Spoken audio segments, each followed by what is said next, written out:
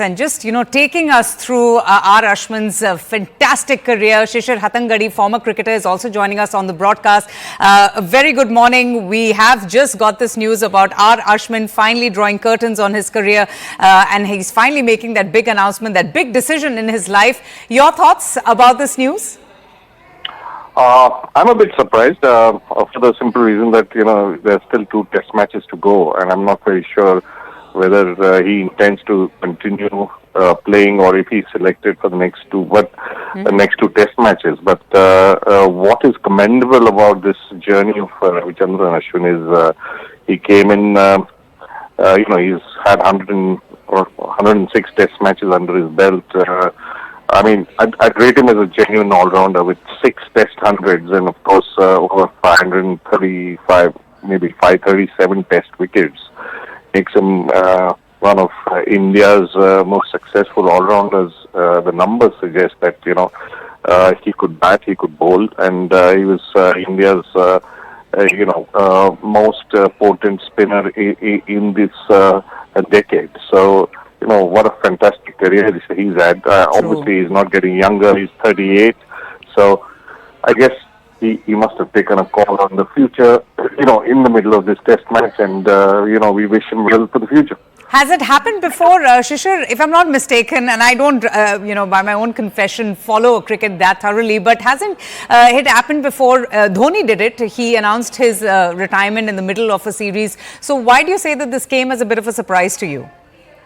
Well, I think he's reached a state in his career or in his journey where I think having been India's foremost spinner, and being in and out of the team, and of course a young Washington Sundar coming in, and there is being an option for the team management, he would have felt that he would want to be a point of discussion for selection. Somebody who's been a certainty almost throughout his career in the Indian 11. Sometimes it just dawns on you that maybe it's time to move on because now your position in the team is being discussed because there is a younger spinner or they want, and of course young fast bowlers coming through and conditions suiting fast bowling. So I think it hits you suddenly and the decision is made with a lot of thought, and this could be a good time because he's 38, he's not getting younger, and obviously with the contribution he's made to Indian cricket, somebody of his stature wouldn't like to be in a position of would I be picked or would I not be picked. So that's true. From a pragmatic sense, I think he's probably taken all these facts into consideration before calling it a day. All right. Thank you so much, Shishir, for joining us. We have the reaction of R. Ashwin. Let's just play that out. This will be my last day as an Indian cricketer in all formats at the international level. I do feel there's a bit of punch left in me as a cricketer, but I would like to expose and probably showcase that in club level cricket, but this will be the last day, and I've had a lot of fun. I must say I've created a lot of memories alongside Rohit and several of my other teammates, even though I've lost some of them over the last few years. We are the last bunch of OGs, if we can say that, left out in the dressing room, and I would be marking this as my date of having played at this level. Obviously there are a lot of people to thank, but I would be failing in my duties if I didn't thank the BCCI and fellow teammates. Several of them. I want to name a few of them. So all the coaches who've been a part of the journey, most importantly Rohit, Virat, Ajinkya, Pujara, who've taken those splendid catches around the bat to give me the number of wickets I've managed to get over the years. Also a big thank you to the Australian cricket team who've been very fierce competitors. I've enjoyed my time playing against them. And I think it's already getting long. I wouldn't be taking any questions, but it's truly a very emotional moment. I don't think I'm in a position where I would be answering the questions in the right way. So please pardon me for that. And once again, that's my time. Thanks for being the journalist that you've been, writing good things and of course writing nasty things on occasions. And that's a relationship I think we would maintain forever, and I hope the cricketers to come in the future will also get the same amount of love that you've given them. Once again, thank you all, and see you all soon. As a cricketer, I've just stopped it, and I might go on to be involved with the game because this is a game that's given me everything. Right, thank you.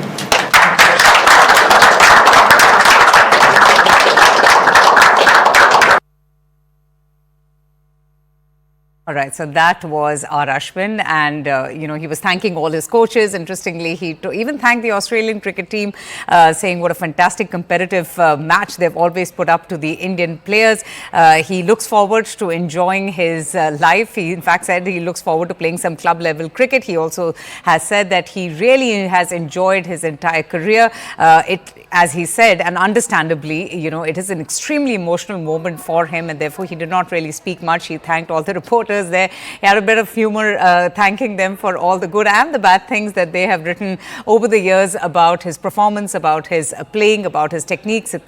So that's the big news. Ravichandran Ashwin, India's premier off spinner, who has finally announced his retirement from international cricket, bowing down after a fantastic, illustrious career as the country's second highest wicket taker in tests. Big news coming in right now. Ashwin, in fact, there was a lot of speculation about whether he is going to announce his retirement, because there was a very emotional hug that the reporters had caught, and that kind of had triggered a lot of speculation. R. Ashwin hugging Virat Kohli. They had shared this very warm embrace at the dressing rooms, and that is what triggered all the speculation that Ashwin just might announce his test retirement. We also spoke to former cricketers who have also expressed their surprise on his sudden announcement, but they also see that perhaps they had seen it coming. He has been part of the team for a long time, and it is now time for him to take a call to end his career, and he has made this announcement, bringing an end to his glorious international career after he announced his retirement. And what you're seeing right now is this press conference that he addressed just a short while ago, where he has thanked all of his team players, all of his coaches, the Australian cricket team as well. Ameya joins us now for more on this. Ameya, we just heard, Ravichandran Ashwin. He was really struggling hard to keep his emotions in check, had a bit of emotions there and humor, but one can understand, there comes a time when you've seen so much, accomplished so much, and finally it's time to hang your boots, and perhaps that's the time for R. Ashwin. Did you see it coming? Yeah, absolutely. I mean, he was very emotional there in that press conference. I don't think anybody saw it coming, but as the rain started to come down at Brisbane, you could see visuals of Kohli and Ashwin sitting in the dressing room with Kohli had his arm around Ashwin. They both hugged. You could possibly even see Ashwin wiping a tear. And those were indications, but I don't think anybody saw it coming before those visuals flashed on screen. Ashwin clearly is one of the greatest spin bowlers that India has ever produced. He's India's second highest wicket taker in Tests, only behind Anil Kumble. So those are big boots to fill for the Indian team. Every great cricketer finally has to, at some point of time, hang up his boots, and that's where Ashwin has decided to do it now. Right. So, Ameya, tell me something. When you look back and you look at his career, he's been a phenomenal asset to the team. And he's undoubtedly one of the greatest cricketers that the Indian team has also had. What are some of the highlights of his career? Some moments that you can recall for our audiences, something that really stands out about the player that R. Ashwin is?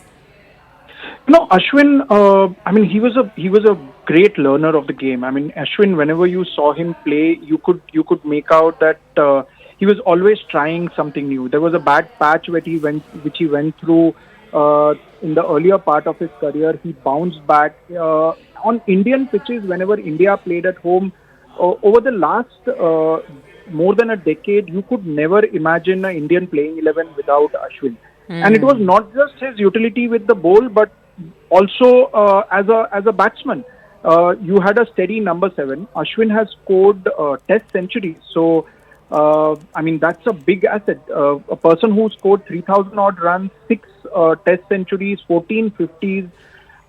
India could always go in with that extra bowler, because they knew that Ashwin would come in at number 7 or number 8 and also score runs.